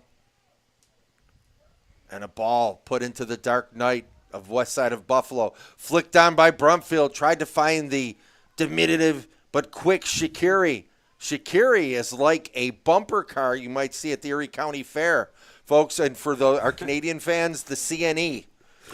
Come feel like a kid again back at the CNE. That's a great way to describe him, right? You don't go – every time he's attacking the ball, he's got a shoulder down. He's bumping the defender. He's got his hands on him a little bit. He is like that Energizer bunny. Oh, definitely. He's, he might be, looking at his size, it might be triple A's, but he's definitely playing, he's playing on those D-size batteries, that's for sure. You look at that, and Jonah, we've talked about this before many times. You got a player that, okay, they play their side. We talked about Lukaku. We talked about how big Aaron Harlan is. But then you talk about, what a player like Messi can do. 5'5", but yet he's the biggest player on the field. And also, if you want to look in contract, often you'll see a big player play incredibly small. Shaqiri's a smaller player, but he plays like one of the biggest players on that field. And now Kilimanjaro takes an errant pass. They're inside the 18. Puts it in front, but it's going to be cleared up to Perrin. And here we go on the break. And a nice defensive play by the Bandits. But here comes, I believe, that is Slaby. Slaby is wait for his mates. Get it out to Peter on the right-hand side. Up to Slaby. It looks like numbers for Chantilly. Chantilly up. And in for a goal! It's a goal, and as the Big Bopper would say, ooh, baby, that's what I like! And it's 1-0 for Chantilly Forever FC. Well, that was a muddy play, wasn't it? Control the ball. Get that 1 foot. I always say you need 1 foot. You need the width of the soccer field. And while that was all going on, Perrin was down. I think he got kicked in his shin pretty hard. He was trying to get back up, and they luckily let the play go on. But that's a money shot. That's a great effort. And now Chantilly, what do you think? Going to play some defense? Well, you know what? They should, because right now this 1-goal lead gets them 2,000. You don't need any more than one. Nope. Do you want it for the stat sheet? Do you want it for the ride back up the Queen E over to Ancaster to Stony Creek? but it was Antonio Slaby. And Jonah, you can talk a little bit about how Tony Slaby, he started, well, actually, Perrin gets the ball on the pivot, wins it up to Brumfield, gets it to Slaby. Tell me, explain how Slaby started the play and ended the play. Yeah, I mean, Perrin really started the play, but, found Slaby on the outside, who eventually found the space to his winger. But him being patient, not sprinting right into the box, and, finding a little space where he can turn and use his technical skill just to beat a player 1v1 and slide it into the net. Great play by Slaby. One thing I loved about Chantilly, now they've taken a little chance. Perrin's just re-entered the game. They started this series off. They didn't want to sub Perrin out, so he was on the sideline getting some treatment, and like a true warrior, comes back on. He's ready to play. Shaqiri, pass deflected, but it's going to be a throw-in for number 2. That's Eric Vades. So, Jonah, what does Chantilly do now? There's 24 minutes remaining or so. Referee Majerus is not one to give out much stoppage time. It's 24 minutes the next season. 3 points is huge right now, so you don't want to leave yourself exposed. What does Chantilly do right now? I think they've been defending sound all game. I don't think they have to change much. Kilimanjaro came out this half with really high press. It seems like they've settled into the game and are a little tired. And a goal! If at first you don't succeed, try and try again. Peter Jurasevich puts it in. Comes in, didn't hit it as hard as he wanted to on the first one, gets a second shot right to him, and the big bopper says he likes that one even more. And with 23 and a half minutes remaining, it's Chantilly forever 2 and the Kilimanjaro Bandits 0. And this will be a nice ride up to Queenie if the score stays the same. But, it'll be a long drive back to North Buffalo for Kilimanjaro because those are 2 defensive plays they'd probably like to have back, Paul. Yes, they would. But, we talked about Chantilly's drive beginning this second half in particular, not giving up, keep driving, good things. As I said, I always believe come out of super hard work. Both those goals are created from one player, 2 players just really, really driving that ball and then getting a nice shot. And even that shot there, that was. I often think we didn't talk about it earlier, power versus finesse. That was a nice finesse goal. And again, getting that first touch as Shaqiri is pushed from the backside, and it looks as if Majerus may be saying just to play on the goal kick. And he's a veteran official in the center there. He knows 23 minutes are left here. He's not going to go tit for tat and let these guys have a filibuster about every call. And Perrin slows it back down, gets it to Slaby. Slaby does a nice roll over the ball, looking, gets it out to the right-hand side. One touch, back up the far side, double pumps. And it looks like it's going to be another – well, no, it's going to be a goal kick. I thought perhaps a corner. Jonah? Yeah, as I was saying before that goal, I think Chantilly stays playing the same. They're playing defensively sound, and I think this game's going to start to open up. Kilimanjaro's going to press harder, try to find some equalizers, but I think that's going to leave space in the middle for Perrin, Slaby, and Abdullah to find some passes out wide and find some passes to Bromfield. I think this game's going to open up really, really well for Chantilly. I really think Chantilly's midfield is stronger overall. It's starting to play out that way now. You look, the 1v1 battles, where it's the ball at your feet, Kilimanjaro does very well. Very good at the small-sided game. But it definitely, right now, with 20 minutes or so remaining, Chantilly seems to be better at the 11v11 game. And I think that's where the coaching and actually having a real coach on the sidelines, Coach Perrin, being able to control the substitutions, the emotion, the tactics, they've created things where Kilimanjaro's hoping things happen. That's a great way to put it. And, having a coach that you've had the entire year, and actually Coach Perrin's been around for a few years now, it just helps, right? It's more stable. And when this game was 0-0, and it was looking dark on that penalty kick. Right. They still, Chantilly kept their head, kept the emotions in check, and now it's paid off with a 2-goal lead. Kilimanjaro puts it back out. And Kilimanjaro won their first game of the season against the Sahara Gunners, a fan favorite here in the Buffalo area if you read the BDSL Twitter feed. No doubt. You know, great team. Love some of the players on their team. Personality plus, right? Yes. And but they get a big win. Coach Giovanni Carambareri gets their only UPSL win, and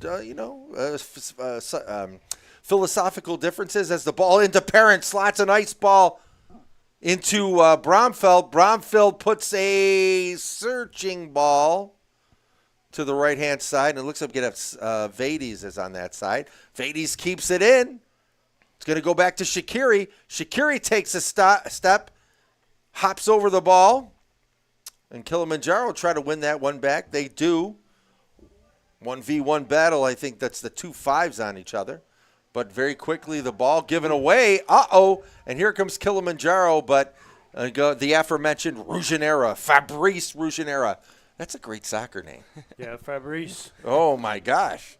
And as always, again, a lot of times the guys in the back end we don't give enough credit to. We've been watching Fabrice back there.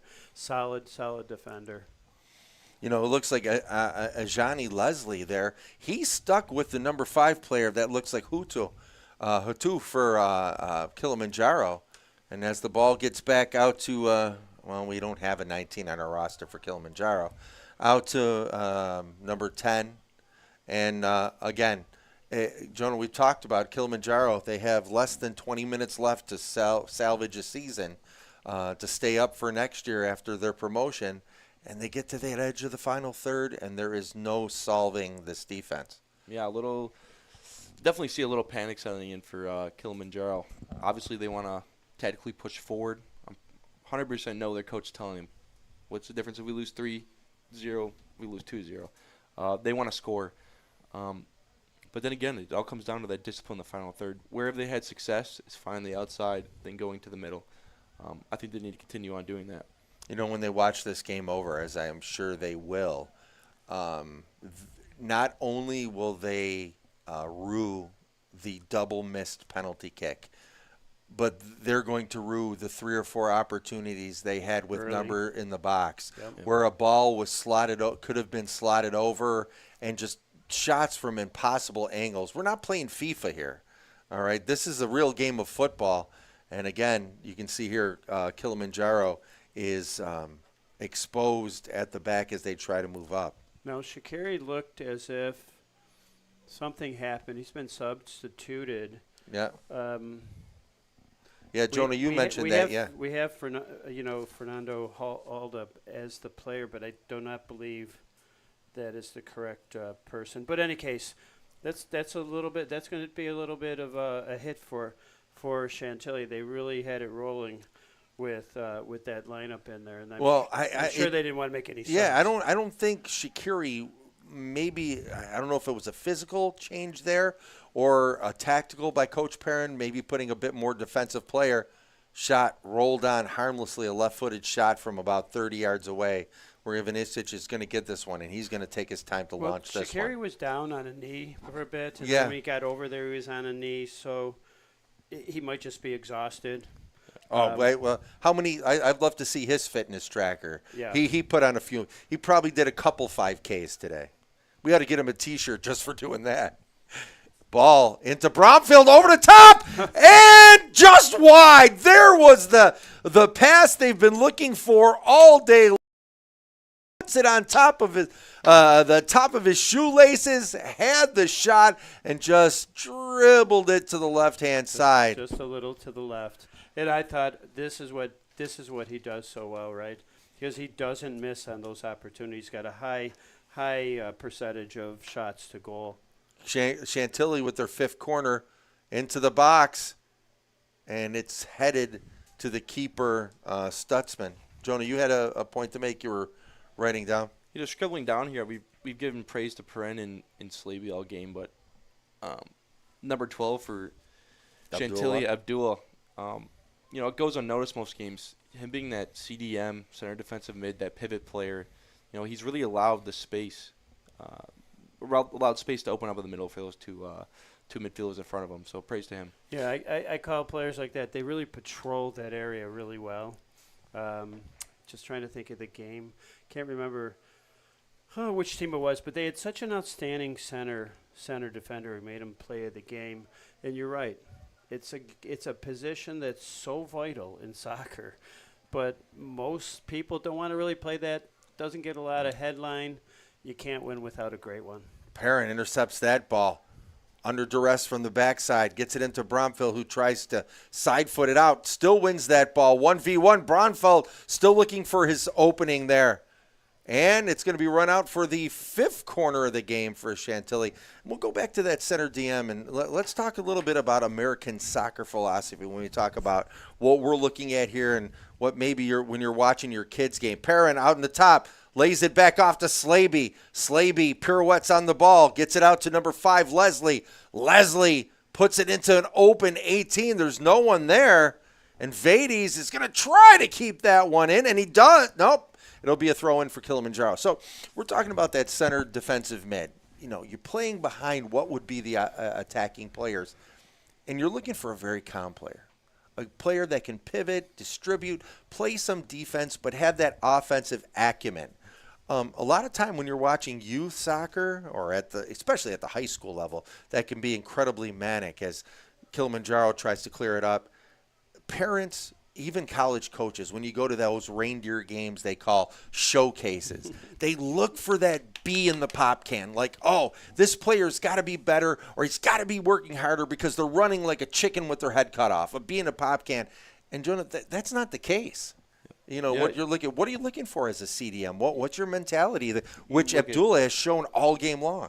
If you look at, in my opinion, the best CDM in the world, Sergio Busquets, and you type in highlight tape, over his 20-year career at Barcelona, his highlight tape is him being the most calm player in the field, receiving the ball, distributing. That's all it is. He scores his goals here and there. And you look at Man City, the man who scored the game winner this weekend, Rodri, same player. Because really, where do you see the offense beginning? Yeah, it's usually out of him or her. But it's such an important position that as we said, it gets lost in the sauce. But if you don't have a good center defensive mid, you're going to lose. You're going to lose the majority of your games.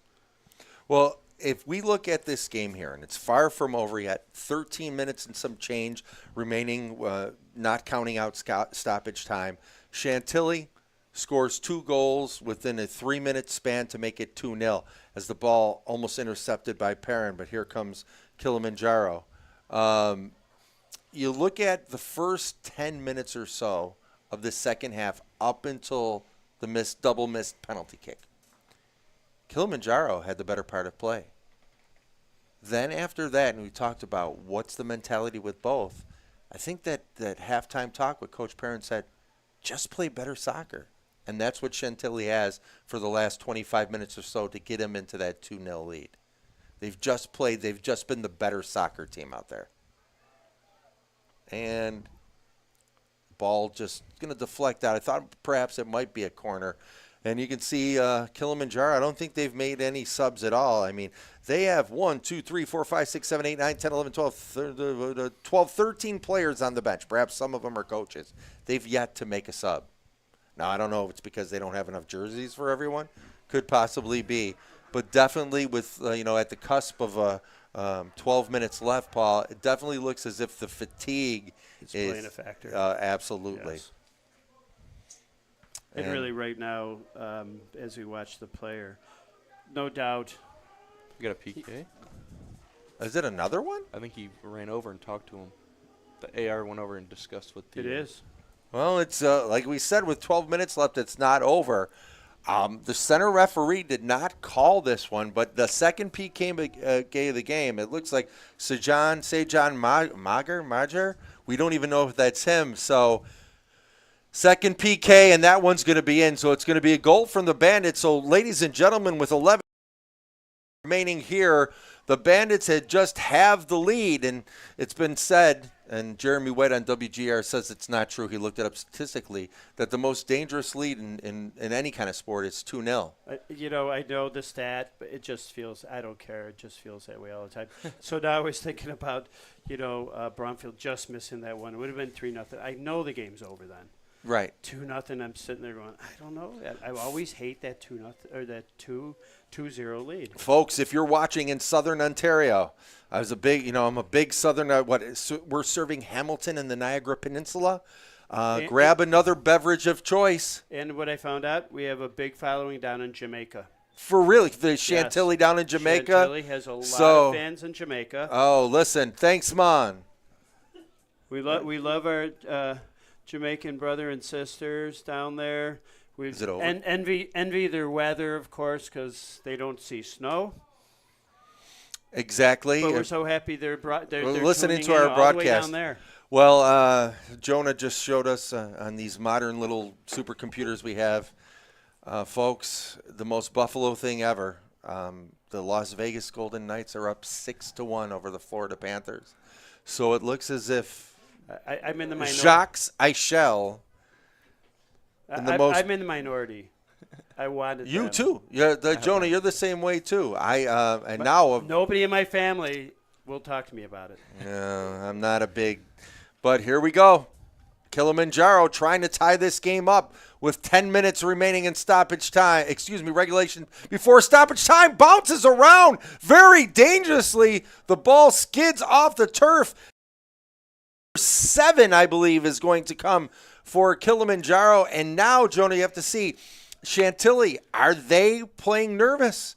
Because they know next year is on the line. So now a comfortable 2-0 lead becomes a very nervous 2-1 lead. So corner number 7 from Kilimanjaro puts it on the net, headed, and just skids out, and it's going to be a goal kick.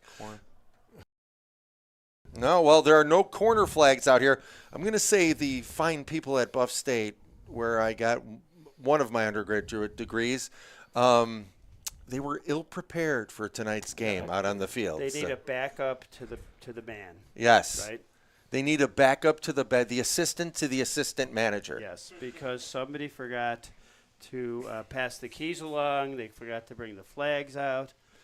So Kilimanjaro with their 8th corner of the game, trying to tie it up underneath 10 minutes remaining here at Buff State's Coyer Field. Promotion, relegation on the line. Far over the 18 box, but it's kept in by Kilimanjaro. Out in front, bounces around. It's going to be cleared away by Chantilly. So you're seeing, Jonah, a little manic play now. Chantilly seems like the nervous team, and Kilimanjaro, like you talked about, say, hey, what's if we lose 3-0, 2-0, and now in the game's final quarter, their final 15 minutes, Kilimanjaro's been the more dangerous team. Yeah, you see the urgency coming out for Kilimanjaro here, and Chantilly's got to adjust. They got to figure out something to hold the ball, slow the game down, bring it down to their pace. Yes, I love that comment. Don't just kick the ball down the field. Just hold on to it, pass, foot to foot, hold on to it, burn some clock, make good plays. And Kilimanjaro has got almost everybody up now. So they're vulnerable in the backside. Exactly. And Chantilly's starting to foul now. With the nervousness, you might see some reckless challenges and such. Slow this one down. Don't need another goal, but definitely need better play. And it's going to be a foul on Kilimanjaro. One thing I noticed, and Jonah, you picked it up, and when I didn't see it, a lot of times parents who like to see playing time, right? Or if you watch the European or the South American game, why don't they sub? I mean, up until the late 1980s, there only used to be 1 sub per game in the English game. All right, now we're up to, I think you can do 5 now since COVID. And the dynamic changes as Kilimanjaro, with 2 quick passes, tries to get up the field, but it's going to be dispossessed by Aldeo. Ball in to Abdullah, and he tried to find Bromfield, who's very tired out there. But since Shaqiri has left the field, it's changed Chantilly's dynamic. Yes. Yeah, for sure. I mean, playing 70 minutes with the same lineup, it helps for chemistry. It helps for just getting to understand you trust your players on the outside. That being said, Aldo's come in and played very similar, but we've seen play come away from the outside since he has come in. Right, exactly. And that's just where Shaqiri's just a ball. He's a ball winner. He's a ball pest. ball floated into the top to Aldo with the nice header, tries to get it in. Bromfield, whose head was near the cleat, and they're going to call it a dangerous play. Is that going to be an indirect kick inside the box? It looks like as if it was in the box. It looks like Majerus is going to say, but it looks like it's going to be an indirect inside the box. So it was a dangerous play, or are they going to mark it just outside the box? Looks like lineman Parisi, and this is one of the ones with the multiple fields used on this plastic pitch. The yellow line, the white line, the gray line, the orange line. And, it looks like it's going to be a free kick just on the edge of the box. I didn't see what He looks like he's just it's going to be indirect, it looks as if. So Perrin's going to start this one out. Remember, it doesn't have to be touched by another Chantilly player. It just needs to be touched by another player. So Perrin sets it up into Bromfield and very Lukaku-like scuffed that one. So 5:30 remaining here, roughly in the second half, and it is turned into a great battle. We always have good ones with Chantilly, don't we? This is great. So promotion relegation on the line for the UPSL. Chantilly has 2. Kilimanjaro 1 on their second penalty kick of the game. 5 minutes to see, do we stay up? Actually, they're facing double relegation. They moved up a couple wins in BDSL, but this team needs, and the ball out to Aldo on the left-hand side, a goal if they want to have another chance to stay up in the UPSL Premier Division. FCY New York, they've already been crowned regular season champions. They're ready to move on. But this is all about next year, building. All right, those guys, Aldo, he's going to get in there right now in these 5 minutes. Can he impress Coach Perrin to bring me back, give me more minutes next week? They have to travel to Binghamton yet. So, but this win can really puts an almost dagger into the promotion relegation chances as the ball looks like it deflected, sprayed into the 18, out to number 11, Bromfield. Bromfield has it. He's going to bring it down to the corner. And we don't have an operating scoreboard, so much like youth soccer, everyone's kind of guessing, including ourselves, how much time is left. So here we have 1, 2, 3, corner number 7 for Kilimanjaro. They do a short corner, and they are content to keep it in the corner. But Kilimanjaro gets it right back again, and here they come. Kilimanjaro has it dispossessed by Chantilly. But Kilimanjaro gets it right back again. They'll move it side to side, looking for that one break. They only need one goal to keep their promotion relegation hopes alive for at least another game. Without it, it could be very difficult. Ball sprayed out to the far side. Kept in by Kilimanjaro. 1v1 against Fabrice Ruggiero. But the ball lost. And Chantilly, that's Slaby, the first goal scorer. He'll get it, and he'll try to keep possession. Throws it up. Kilimanjaro, the Bandits get it back again. Battle on the left-hand side. Looking for some space, but if you look to the right, if you can see it on the camera, very static. Not a lot of movement, Jonah, from the Kilimanjaro forwards. Yeah, I think that's due to, pressing for the first 15 minutes of the game, going down 2, and then about the last 15, they've been going all out again. Some fatigue definitely settling in for Kilimanjaro, but still the effort to try to score a goal here. Kilimanjaro heads it up into the middle, had a chance at the top of the 18, but for our Canadian fans, that ball is iced down, but it's going to be kept in by Kilimanjaro. And what work by Bromfield, no longer need him to score goals, but he is, and this is what I try to tell my center forwards. Paul, look at this. Look at the ground he's covering. As the top forward, he's the first defender out there. Yep, it's not well known that forward has to be a very good defensive player too. I was watching when he was trying to bring the ball down into the corner. Thought that was very unselfish of him, burning out some clock. And right there you saw his efforts. Now it just slows down the game. It's slow. It's basically that clock's ticking, and no action's taking place right now. You know, and I know everyone's tired there, but Kilimanjaro did a heck of a time keeping that ball. They kept possession, gets it to their center defensive midfielder, and he cranks a 60-yard shot out for a goal kick. And now Chantilly Forever has it. They might not be looking for forever, but they're definitely looking for next year, staying up in this Premier Division. Aldo gets it over to Slaby, the goal scorer. Slaby, some nice movement, and he's flattened to the turf with a forearm, but the center referee says play on, and here come the Bandits. Nice defensive play there by Leslie, but Kilimanjaro has it back again.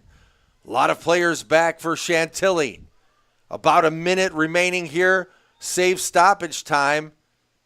And a foul on Kilimanjaro. And everyone, Jonah, is just tired out there. Yeah, I love the play by number 3, Joel Moranis there. He kind of laid back, saw his opportunity, came up, stole the ball, and now everything that's happened since the ball's way down here, nope, that's the game. Well, that's it.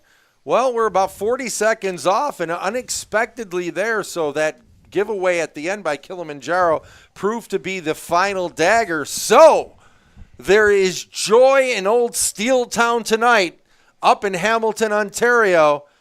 On Hamilton Mountain, the escarpment down to Stony Creek and and all the little enclaves all the way up and down the Queen E. Chantilly Forever FC dodges the the relegation bullet and almost ensures, and we'll have to see, there's a game left and there's other things that could happen, but by dispatching the Buffalo's Kilimanjaro Bandits by his final score 2-1, they're now at 6 points, and that might be enough for safety, Paul. And you don't think it's a lot, but 3 points were paramount, and that's exactly what Chantilly came to Buffalo to do. And they're going to go back, and with the exchange, it might be 3.35 points. But, you know. Well, you know, they'll take every point they can get. Hard-working night. Wasn't what we've seen in the past. A lot of, like I said, a lot of that kickball stuff. But when it counted the most, ball on the ground, good technical movement of the forwards, and then clinical. Yeah, clinical. Play football. Jonah, 0-0 at the half. You talked about things that both teams had to do. 10 minutes in, the Bandits came out. Double missed their first penalty kick try, and that was the impetus that Chantilly used, who slowed down the game, played with purpose, and got the 2 goals. What did you think about Chantilly's performance? Yeah, exactly what you just said there. I think they stayed disciplined. They definitely had a game plan, and they found their spaces and they got some goals from it. And I think that's what you got to do. Keep a cool head, no matter the result. If that PK went in, or as it was saved by Eiswinnik. Ivanisic, yeah. Yeah. I think that was a great game plan by Chantilly, and I'm glad they got the result. You know what? Again, you talked about this coming in. Didn't have their leading goal scorer, King Wedderburn, in there. What were they going to do differently? Well, I'll tell you, Bromfield played a heck of a striker spot, didn't score. So what do you need? When your goal scorer is not there, you need other guys to step up. Slaby was huge. Slaby had a great game. Perrin started to control the game. My favorite unsung player, Shaqiri, did really well there. But then you had Vades, you had Fabrice, up those left-hand side, who brought numbers into the box, who finally solved that Kilimanjaro defense. And, they may have solved their promotion relegation battle, at least for another day. I think if looking at the schedule, they do have one more game. And that's a long trip down to Binghamton for our Canadian friends. But this gives the season a whole new meaning. Jonah, you've played on teams like that. You can't buy a win. You can't do whatever. And, we got one more game. And we have to travel 5 or 6 hours. This win makes that road trip a little bit shorter, doesn't it? Yeah, for sure. It's a locker room win, if that can be said. This will, definitely pick up their spirits, morale boost, and get them out there knowing they want to go play another game. Yeah, I love the way you said a locker room victory, because they seem to me from the outside as a really tight team. They're friends. They've worked hard together. They've been together a couple of years. A lot of the players speaks volume inside. We'll never know what they say in that locker room, but it's going to be the ride home tonight's going to be like on the magic carpet. It's not going to seem like much, and then that going down to Binghamton, just talking to each other, getting that emotional boost from this game. I expect them to come out and really put out a really good effort. Full marks to the Chantilly organization, because sure, they might not have had the results they wanted on the field. Nobody does. It's just anytime you move up a level, I don't care if it's modified to JV to varsity, D1, 2, 3, pros, AAA, whatever. Anytime you go up a level, organizationally, there's a difference. They are a class organization in the Southern Ontario area, so there's a little bit of sales in youth soccer, and their first foray into an adult team hasn't been going so well. Well, you know what? If you watch this game, the people at Chantilly who are running this organization, doing our research on Coach Perrin and everybody who's down there, that was a coaching win too. Because at halftime, they changed their style and played soccer. And instead of like, all right, Wedderburn's not there, we're going to try to recreate it without him, they moved the chess pieces around a little. And this was a nice coaching victory. Got some, great goaltending play, good defensive play. The players, like Pep says, players play it. But, a little joy sticking out there, it really helped them, and it made it different. You could see the coaching. You could definitely see the coaching. They respect him. He's a great communicator, too. Oh. He's learned to at least tolerate me when I go down there to talk to him. Right. Because at first he was very, he didn't want to say too much, but you can spot good people. I always say you never do bad with good people. They're blessed to have such a good coach, such a great communicator. Hats off to the organization. That was good. And, hats off to our sponsors of Chantilly Forever FC Soccer, brought to you by, and we couldn't put these games on, and thank you, because you got me out one day before my 26th anniversary. Luckily, this game was on a Tuesday. But it's brought to you by DSM Aluminum, Rivera Electrical Contractor Incorporated, Flynn Canada Roofing, Set in Stone, and Tarkon Construction. Thank you so much for supporting Chantilly Forever FC and the UPSL in general. Well, I wanted to give out my oh, yes. Okay, so, so the player, your son doesn't know my little spiel here, but I always like to look for the player that makes the beautiful game more beautiful, the way that a Stradivarius violin makes beautiful music. So generally speaking, it's going to be a field player. But tonight, I really think that Inouezik, the stop on the penalty, that was huge. The other stop, and then the one stop, and then the crossbar, of course, helps. But there was several other stops late in the game that if he doesn't make that stop, this game's going south. So hats off to the keeper. I would say they never get their credit either, because I don't know anybody who wants to sit back and have that ball shot at them at 100 miles an hour. Yeah, it takes a special person. Jonah, any players that stood out for you, if you have to give any shouts out? Obviously, Patrick Isaac. As Paul said, great game from him.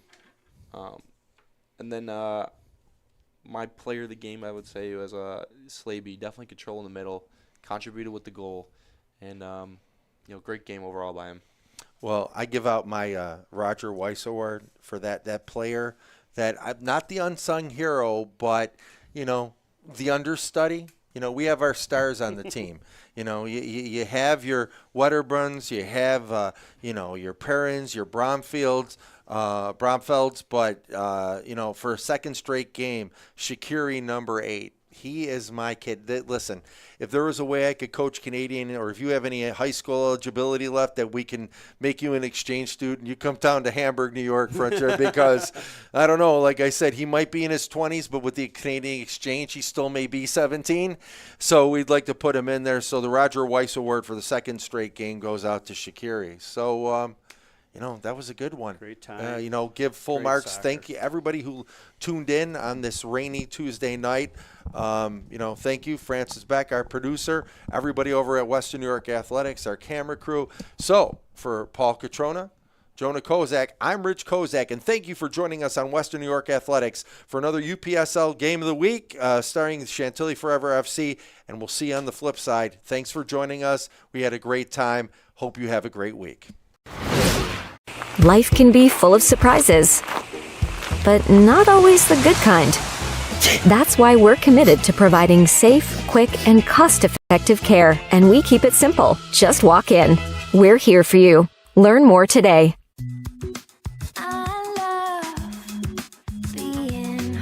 With exclusive buyer insights and our 100% money-back